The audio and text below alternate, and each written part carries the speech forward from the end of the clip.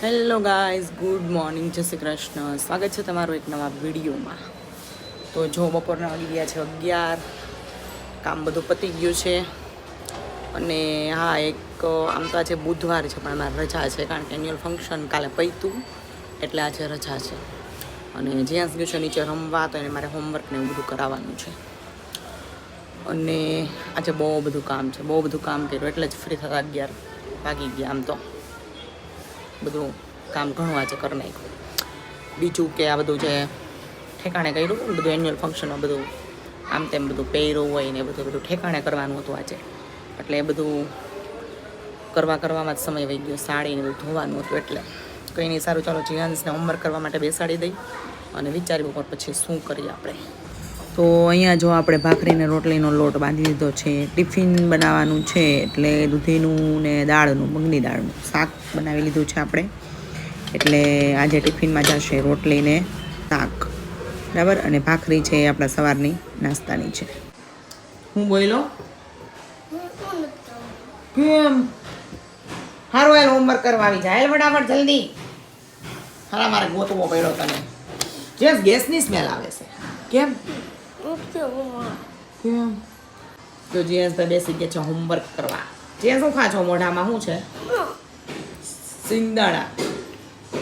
બધાને જે સ્કૂલ ચાલુ છે તાર રજા છે, તાર સારું ન કહેવાય. હા, જે મોટું હોય ને ગ્રેટર ધેન, લેસ ધેન ને ઇક્વલ કરવાનું છે. ભૂસ જલ્દી. મોટું હોય એ બાજુ કરવાનું ગ્રેટર ધેન, નાનું હોય એ બાજુ લેસ ધેન આવે. મોટું હોય ને એ બાજુ મોઢું ખુલ્લું રાખવાનું, અને સેમ સેમ હોય તો ઇક્વલ કરવાના. કર્યું? અરે ગોગા, અહીંયા છે ને આ greater than, less than, equal એમાંથી કરવાની છે નિશાની. એને જ કર, જલ્દી કર.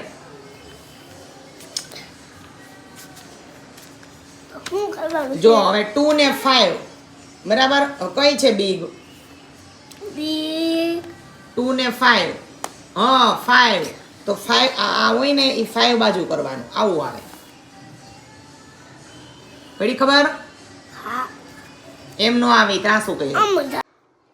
બપોરની રસોઈનો ટાઈમ થઈ ગયો છે આપણને, અને આજે રજા છે ને એટલે બાજરાના રોટલા બનાવવાના છે, કારણ કે ટિફિનમાં દૂધીનું શાક ગયું છે. દૂધીનું શાક હોય ને એની યારે બાજરાના રોટલા બહુ મજા આવે ચોરીને ખાવાની. તો બાજરાના રોટલા બનાવું છું, બરાબર. અને ઠંડી છે.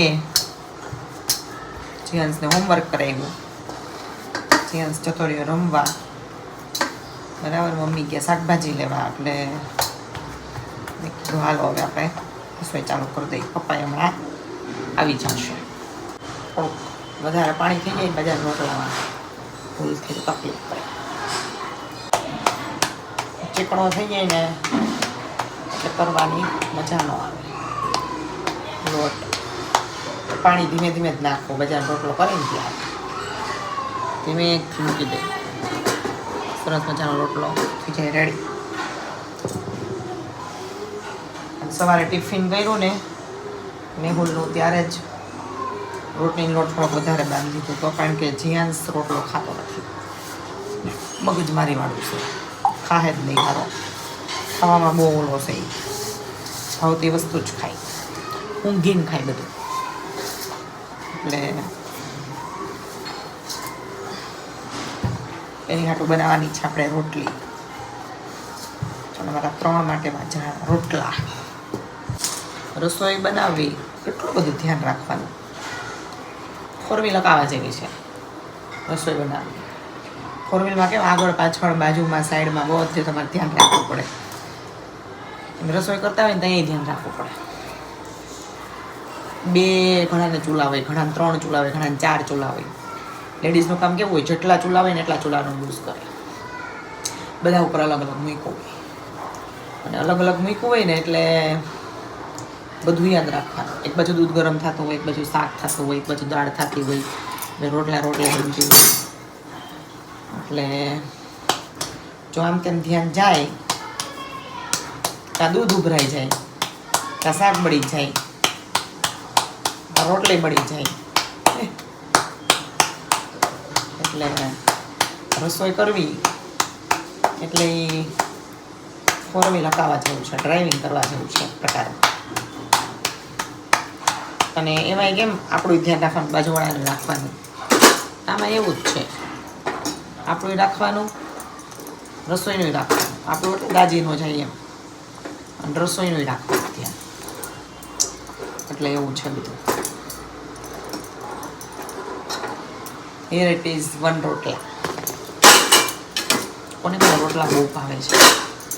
બહુ ભાવે. અને ગરમ ગરમ રોટલો આપી દો ને, ઘી થોડુંક આપી દો એને, શાકની જરૂર ન પડે. લાલ મરચાં બહુ ભાવે શેકેલા, મીઠું જીરું લીંબુ નાખીને લાલ મરચું રોટલી આપી દો ને તો એમાં શાક ન જોઈએ. સેકન્ડ રોટલો. પહેલાં છે ને મને રોટલા નહોતા આવડતા, ધીમે ધીમે ફાવવા માંડ્યા. પહેલાં જાડા રહેતા ને એવું બધું થતું, હવે નથી થતું. સરસ રોટલા થાય છે. કાંઈ નહીં, ચાલો હવે રોટલા કરી લઉં ને તો છે ને વિડીયો થઈ ગયા બહુ લાંબો, 6 મિનિટનું રેકોર્ડિંગ થઈ ગયું છે. અને અત્યારે જે કર્યું ને એમાં ફ્રન્ટ સાઈડ રાખ્યું છે. ફ્રન્ટ સાઈડ રાખીને કેમેરામાં, એટલે મને લાગે છે થોડુંક વિઝિબિલિટી થોડીક ઓલી થતી હશે, કેમ કે બેક કેમેરા જેવું રિઝલ્ટ ન આપે ફ્રન્ટ કેમેરો.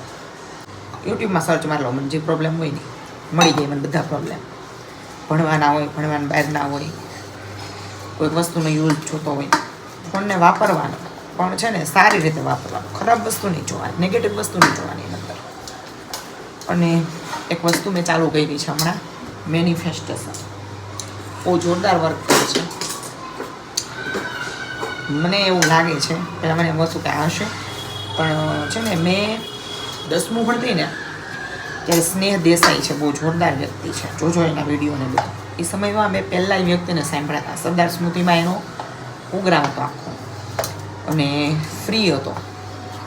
તો એને હું સાંભળવા માટે ગઈ હતી, એકલી જ ગઈ હતી ગાડી લઈને. 10મું ભણતી ત્યારે પપ્પાએ મને જવા દીધી હતી.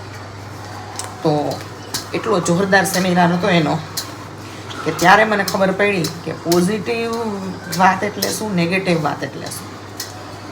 અને ત્યારે આમ એટલી બધી ખબર ન પડતી કે આ વસ્તુ ન કરાય ન બધું. કે ધીરે ધીરે હું બધા પુસ્તકો વાંચતી ગઈ ને એટલે ધીરે ધીરે મને ખબર પડવા માંડી કે આપણે આજુબાજુ એક પ્રકારના વાઇબ્સ હોય, પોઝિટિવ ને નેગેટિવ. જેવું વિચારો ને એવું થાય. તમને ખબર હોય તો આપણા જે ઉંમરવાળા હોય ને એ કંઈક ખરાબ બોલે ને એટલે ન બોલવાની, એમ કે એવું ન બોલાય. એ શું કામ, આ પહેલેથી રહેલું આવે છે, એ શું કામ ન બોલાય કે એ બોલીને તો એવું કહે ને કે સારા કરતાં ખરાબ વધારે ઓલું કરે જલ્દી. સારાને થતાં વાર લાગે, ખરાબને થતાં વાર ન લાગે. એટલે એ પહેલાંથી રહેલું આવે છે બધું. અને એ જે સેમિનાર ભર્યો ને એ મારા મગજ ઉપર એટલો બધો અસર કરી ગયો ને કે હજી હું એ વાતને ફોલો કરું છું. ઘણી બધી વાર હું છોકરાઓને ક્લાસમાં કહેતી હોય કે પોઝિટિવ જ વિચારવાનું, નેગેટિવ નહીં વિચારવાનું. અને મેનિફેસ્ટેશન છે ને બહુ જોરદાર ટેકનિક છે. હું તમને એક શાંતિથી એક બ્લોગની અંદર વાત કરીશ, બનાવવાની છું એના ઉપર બ્લોગ. મેનિફેસ્ટેશન કરો ને તમે, રેગ્યુલર કરવું પડે. હું દરરોજ ભગવાન પાસે 5 મિનિટ બેસું ત્યારે કરું, સૂતી વખતે કરું. નેગેટિવ બહુ ઓછું વિચારું, પોઝિટિવ વિચારું, એટલે આપણી સાથે નેગેટિવ થાય નહીં ક્યારે. અને ઘણું બધું મેં એની અંદર વિચાર્યું હતું. એમાં ઘણી બધી વાત છે ને એ મારા માટે સાચી સાબિત થઈ છે. અગર જેવું વિચારો એવું થાય, એના જેવું છે. ખરાબ વિચારો તો ખરાબ થાય.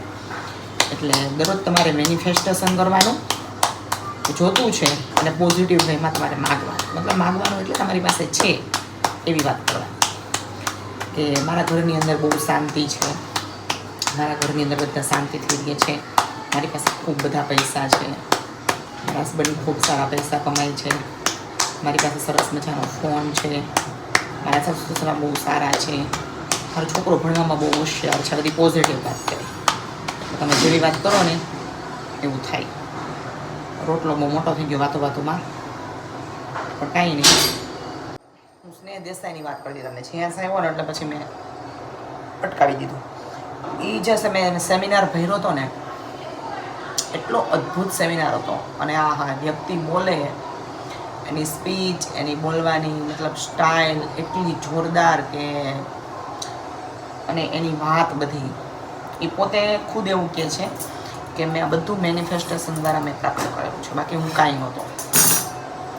એટલે જેવું વિચાર એવું થાય, પોઝિટિવ વેમાં વિચારવાનું, અને તમારે જે જોતું છે એના માટે એવું વિચારવાનું કે મારી પાસે છે બધું. આવું બધું વિચારશો ને એટલે ધીરે ધીરે તમારી આજુબાજુ એવી બધી ઉર્જા ડેવલપ થાય કે વસ્તુ તમને મળવા લાગે. અને દરરોજ એ વસ્તુ વિશે વિચારો ને એટલે આપણા જે છે ને, આપણી પાસે બે મન હોય, જાગૃત મન ને અર્ધજાગ્રત મન. આપણું જે અર્ધજાગ્રત મન છે એ બધું સાંભળતું હોય, તમે જે કહો ને એટલે એ મગજની અંદર ફાઇનલ થઈ જાય વસ્તુ. દરરોજ બોલો એટલે ફિટ બેસાડી દઈએ કે ભાઈ આ વસ્તુ જોતી જ છે, એટલે એ પ્રમાણે કામ કરવા માંડે, અને એટલે આપણને એ વસ્તુ મળે અને આજુબાજુ પોઝિટિવ એનર્જી રચાય. એટલે આ રીતનું કંઈક છે મેનિફેસ્ટેશન. અને ડાયરીમાં જો લખો કોઈ પણ વસ્તુ, તો એવું કહે છે ડાયરીમાં લખો ને એટલે લખો ને બોલો એટલે જલ્દીથી વસ્તુ ફિટ થાય મગજની અંદર.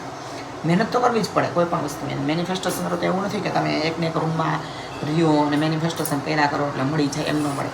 મહેનત કરવી પડે, મહેનત કરો, આજુબાજુ પોઝિટિવ ઉર્જા ભેગી થાય અને તમે વિચારો છો પોઝિટિવ, એટલે તમારી મહેનત, મગજ બધું એ સાઈડ જાય અને તમને તમારા સપના એ રીતે સારા થાય. એક પછી એક મળે. અમુક વસ્તુ તમને 15 દિવસમાં મળી જાય, અમુક મહિને મળી જાય, અમુક 2 મહિને મળે, વાર લાગે અમુકમાં, બરાબર? કેમ કે વધારે પોઝિટિવ એનર્જીની જરૂર હોય, આવું બધું હોય. એટલે બહુ સરસ છે મેનિફેસ્ટેશન. બહુ બધા વિડીયો તમને યુટ્યુબ પર મળશે, કઈ રીતે કરવું, શું કરવું. અને એમાં છે ને એક તમારે ડાયરી બનાવવાની હોય, અને એ ડાયરીમાં તમારે લખવાનું હોય, જે જોઈએ છે ને દરરોજ લખવાનું અને એ રીતે વિચારવાનું. અને આપણા મગજમાં એ જ વિચાર આવવા જોઈએ, પછી નેગેટિવ નહીં વિચારવાનું, એટલે કામ કરે.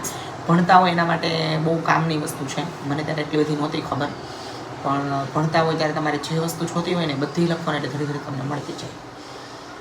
ઓકે, તો બહુ વિડીયો લાંબો થઈ જશે. અને રોટલા જો સરસ મજાના મેં રેડી કરી દીધા છે.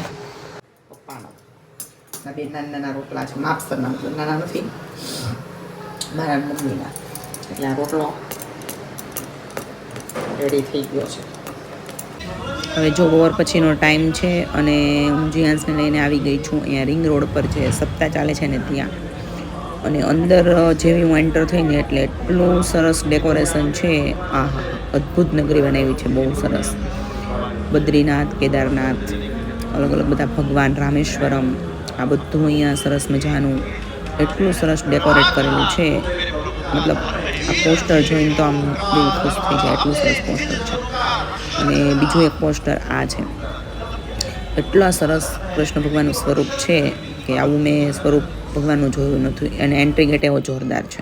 અને અહીંયા ગિરિરાજજી બનાવેલા છે, જે અત્યારે એવું કહેવાય કે જતીપુરામાં છે. આ ગિરિરાજજી અત્યારે આખા એ લોકોએ અહીંયા અદ્ભુત રચના કરી છે. અને જીયાન્સ અહીંયા ઊભા મતલબ જોવે છે. મેં એને કીધું હતું કે ત્યાં બહુ સરસ છે, ચાલ મારી સાથે, એટલે મારી સાથે આવ્યો છે. એને પણ આ બધું લાઇટિંગ, ફુવારા, આ બધું જોવાની બહુ મજા આવી. અને આ બધા જે પોસ્ટર છે ને એ તો મને બહુ જોરદાર ગમી ગયા.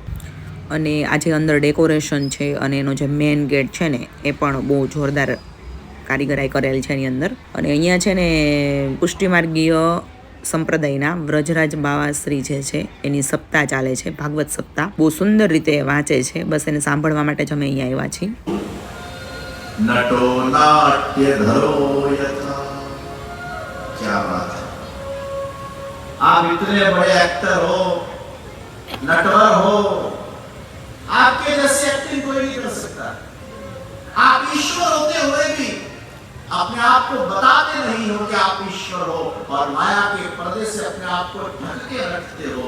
वाह प्रभु वाह, मान गए आपकी एक्टिंग को। આપનાથી મોટો કોઈ બીજો એક્ટર ન હોય શકે।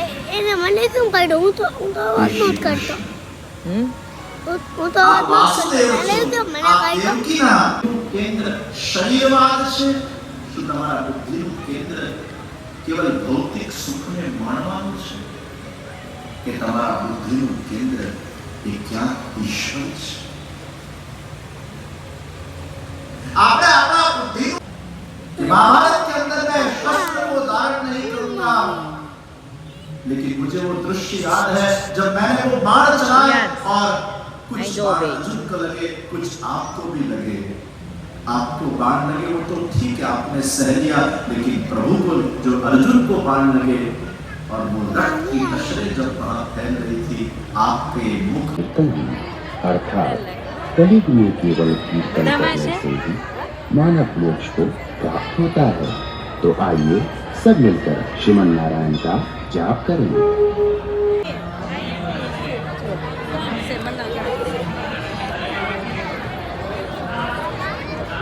जियांश